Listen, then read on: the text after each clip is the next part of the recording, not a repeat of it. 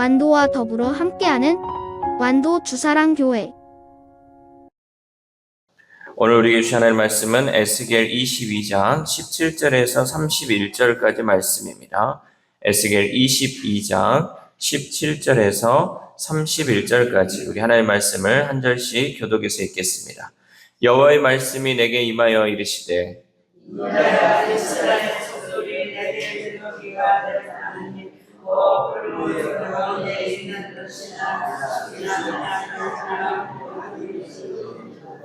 그러므로 주 여호와께서 이와 같이 말씀하셨느니라. 너희가 다 찌꺼기가 되었은즉 내가 너희를 예루살렘 가운데로 모으고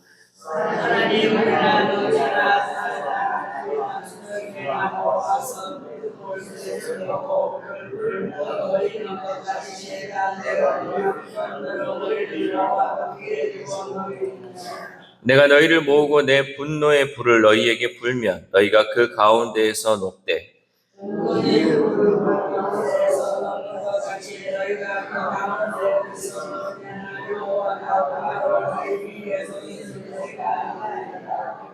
여호와의 말씀이 내게 임하여 이르시되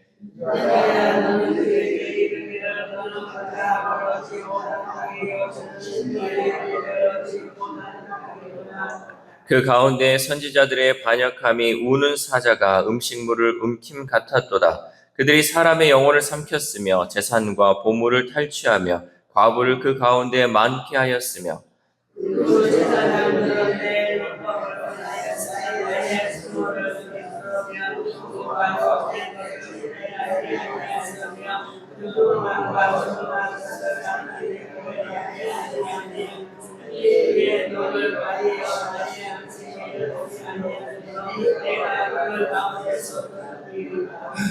그 가운데 그 고관들은 음식물을 삼키는 이리 같아서 불의한 이익을 얻으려고 피를 흘려 영혼을 멸하거늘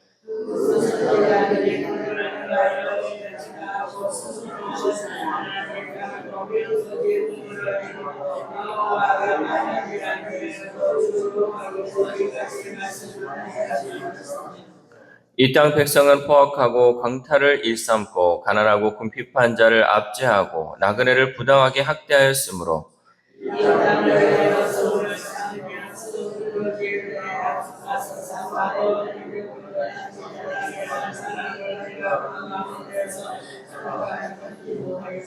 같이 읽겠습니다. 내가 내 분노를 그들 위에 쏟으며 내 진노의 불로 멸하여 그들 행위대로 그들 머리에 보응하였느니라. 주 여호와의 말씀이니라. 아멘. 할렐루야. 오늘도 하나님 주시는 말씀을 통하여 오늘 하루 하나님의 은혜로 살아가는 귀한 하루 되시기를 소망합니다. 임진왜란 당시 조선은 그야말로 총체적 난국이었습니다. 왜냐하면 그 당시에 제대로 된 대비도 또 변변한 장수도 없었기 때문에 일본의 침략에 파죽지세로 무너졌습니다. 그러나 이순신이라는 한 명의 용장이 전쟁의 판세를 바꾸었습니다. 영적 전쟁도 비슷합니다. 칠흑같이 어두운 시대 속에서도 깨어 기도하는 한 사람이 있으면 영적 전쟁의 판세가 바뀔 수 있다는 사실이죠. 오늘 본문에서 하나님은 이스라엘을 풀무불 가운데 있는 찌꺼기에 비유하셨습니다. 우리 18절 말씀 함께 읽겠습니다. 시작. 인자야 이스라엘 족속이 내게 찌꺼기가 되었나니 곧 풀무불 가운데 있는 노시나 주석이나 쇠나 나비며 은혜의 찌꺼기로다. 아멘. 하나님은 이스라엘 백성에 대한 심판을 은죄련 과정에 비유하여 설명하셨습니다. 은 광석에서 은을 추출하고 나면 다량의 납과 소량의 구리, 아연, 주석, 철 등의 혼합물 찌꺼기가 남게 됩니다. 그런데 하나님은 이스라엘 백성들에게 이러한 찌꺼기다라고 말씀하시죠. 즉 그들은 불순물이 섞인 납덩어리면서도 은 광석인 양 행세하고 있다라고 말씀하고 있는 것이죠. 그들은 순금이나 은처럼 귀하고 빛나는 존재였는데 지금 현재 상태는 무엇이냐? 불순물이 섞여 있다라고, 불순물이 섞여서 이제는 그 정결함을 잃어버리고 타락해버렸다라는 것을 의미하는 거죠. 여러분, 보석의 가치가 무엇입니까? 보석의 가치는요, 불순물이 없는 순결함에서 나오는 거예요. 그래서 우리가 여러분 금을 평가할 때도 마찬가지죠. 아무것도 없는 24K의 순금을 최고의 가치로 여기고 14K 섞여 있는 이 14K 금은 일상적인 장신구로만 쓰인다는 거죠. 마찬가지로 순결한 성도는 하나님이 귀히 보시지만 온갖 죄악에 물든 성도는 찌꺼기처럼 취급받는다는 사실이죠. 우리는 늘 정결하고 순결하고 또 이러한 여러 가지 불순물이 없는 사람으로 살아야 한다는 거죠. 그럼 우리는 하나님 앞에서 정결한 순금같이 쓰임받아야 할 줄 믿습니다. 우리가 정결하지 못하고 내 안에 찌꺼기가 너무 많으면 어떻게 한다? 하나님은 이 불 가운데로 넣어버린다는 거죠. 불 가운데에 넣어서 뭘 제거해야 되냐? 우리에게 붙어있는 이 모든 찌꺼기들, 죄악의 찌꺼기들을 다 제거해야지 우리가 정결한 그리스도인으로 살아갈 수 있다라는 거죠. 또한 하나님은 은을 정죄하듯이 이스라엘을 심판의 풀무불에 던져 녹이겠다고 하시죠. 우리 20절 말씀 시작. 사람이 은이나 노지나 쇠나 나비나 주석이나 모아서 풀무불 속에 넣고 불을 붙여 녹이는 것 같이 내가 노여움과 분으로 너희를 모아 거기에 두고 녹이리라. 아멘. 이것은 예루살렘 심판 가운데 조금이라도 남아있는 은을 최대한 추출해내기 위한 과정으로 비유하신 것입니다. 찌꺼기의 대부분은 이제 납인데 납은 녹는 점이 은보다 낮아서 계속 열을 가하면 녹아버리고 그 찌꺼기 속에 은만 남게 된다는 거죠. 그러니까 여러 가지 찌꺼기가 있는데 그 가운데 대부분이 납인데 불을 계속 가하다 보면 이 납 자체가 아예 녹아서 없어져 버리고 결국 남는 것은 은만 남게 된다는 거죠. 하나님이 이렇게 예루살렘을 영광로 불에 넣어 태우듯이 심판하시고 그 안에 혹시라도 남아있을 의인을 거두겠다고 선언하신 것이죠. 이렇게 막 재련을 하다 보면 결국 불순물들은 다 없어져 버리고 그 가운데 은이 남은데 혹시라도 조금이라도 남아있을 그 은을 얻기 위해서 이렇게 심판의 불을 임하겠다라는 거죠. 우리는 이 말씀을 통해서 교회가 아무리 겉모습이 화려하더라도 그 안에 본질이 빠져버린 찌꺼기일 수 있다는 경고를 들어야 합니다.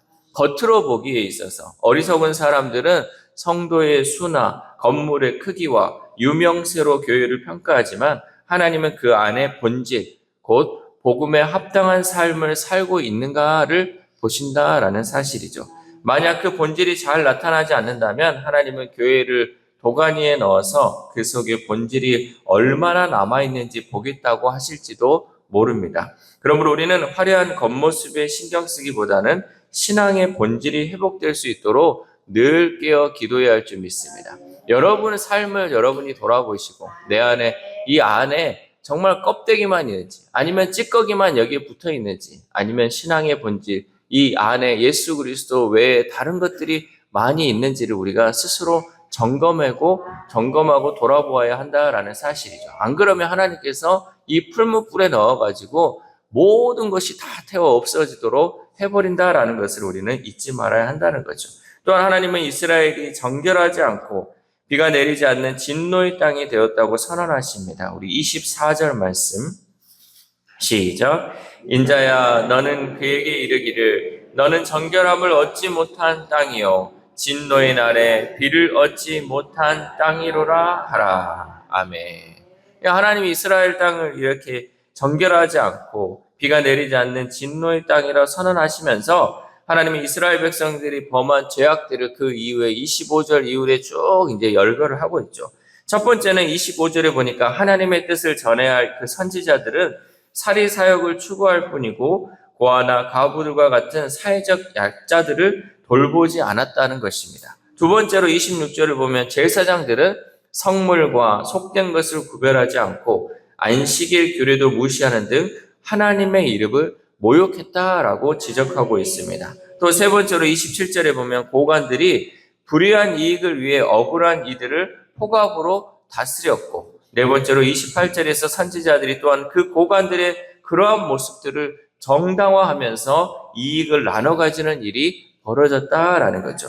윗물이 맑아야 아랫물이 맑을 것인데 정치, 종교 지도자들이 이렇게 행하고 있으니 백성들도 마찬가지로 약자들을 강탈하고 가난한 자와 고아를 압제하며 나그네를 학대했다라는 거죠. 그러니까 이게 한 사람 또 한 지도층 또 한 그룹에서 문제가 된 게 아니라 모든 백성들이 지금 뭐 윗사람을 막론하고 위아래를 막론하고 모두가 다 이렇게 포악한 일, 또 하나님이 싫어하는 것들을 다 행하고 있다라는 거죠. 지도자들 또 이렇게 세워진 자들이 그런 일들을 행하고 있으니까 백성들 또한 이게 맞는갑다 하면서 자기들 또한 그런 어려운 상황 가운데 계속해서 반복되는 삶을 살아가고 있다는 거죠. 그런데 여러분, 과연 이게 이스라엘만의 모습 같습니까? 저는 이 말씀을 읽으면서 우리나라가 이러한 모습으로 지금 살고 있는 것처럼 보였어요. 여러분, 지도자들을 보시고요. 또 고관들을 보시고 종교 지도자들 또한 어떻습니까? 가면 갈수록 좋은 소식보다는 나쁜 소식이 많이 들리고 하나님이 하라고 하는 것들은 하지 않고 계속해서 강포와 억압과 자기 이익만을 위해 살아가고 있지 않습니까? 또 백성들은 어떻습니까? 백성들의 삶이 남을 위해서 또 서로 사랑하며 살아야 하는데 자기만 살려고 여러 가지 이익들을 위해서 하고 있는 이 모습이 꼭 이스라엘이 이렇게 심판받을 때의 모습하고 같지는 않습니까? 우리나라도 이스라엘이 걸어갔던 이와 같은 모습으로 멸망하지 않도록 특별히 국가 지도자, 공동체의 지도자들, 그리고 이 나라 백성들을 위해 우리가 끝까지 기도해야 할 줄 믿습니다. 이러한 죄악의 번복 속에서 하나님은 무너진 틈을 막아줄 경건한 한 사람을 찾으시지만 결국 찾지 못했습니다. 30절 말씀 시작. 이 땅을 위하여 성을 쌓으며 성 무너진 데를 막아서서 나로 하여금 멸하지 못하게 할 사람을 내가 그 가운데에서 찾다가 찾지 못하였으므로. 아멘. 소돔에 의인 10명이 있었다면 그 성을 멸하지 않겠다고 선포하신 하나님은 예루살렘의 그 멸망을 막아설 의인 한 사람도 찾으려고 했지만 찾지 못했다라고 말씀합니다. 결국 그 한 사람이 없어서 하나님의 진노는 멈추지 않고 쏟아졌습니다. 하나님의 진노를 막을 의인 한 사람이 없는 공동체는 이렇게 비참한 최후를 맞이할 수 있습니다.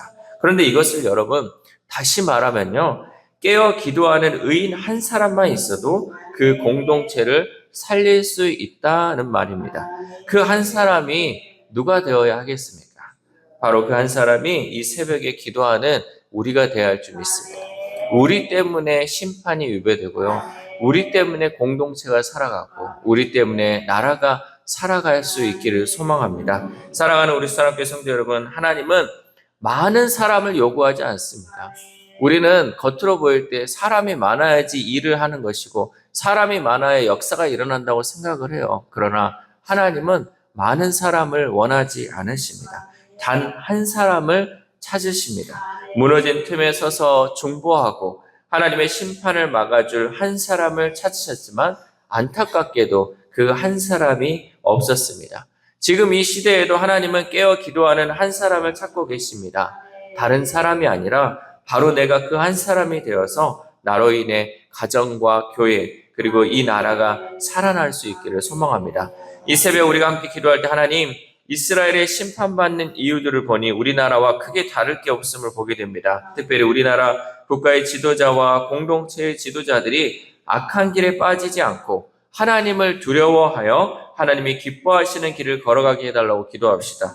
또한 오늘 하루를 살아감에 있어서 비록 이스라엘은 망하였지만 우리가 살고 있는 이 나라와 내가 속한 교회와 또한 우리 가정을 다른 사람이 아니라 내가 기도함으로 하나님의 심판으로부터 지켜나갈 수 있는 저와 여러분 되시기를 주님의 이름으로 소망합니다.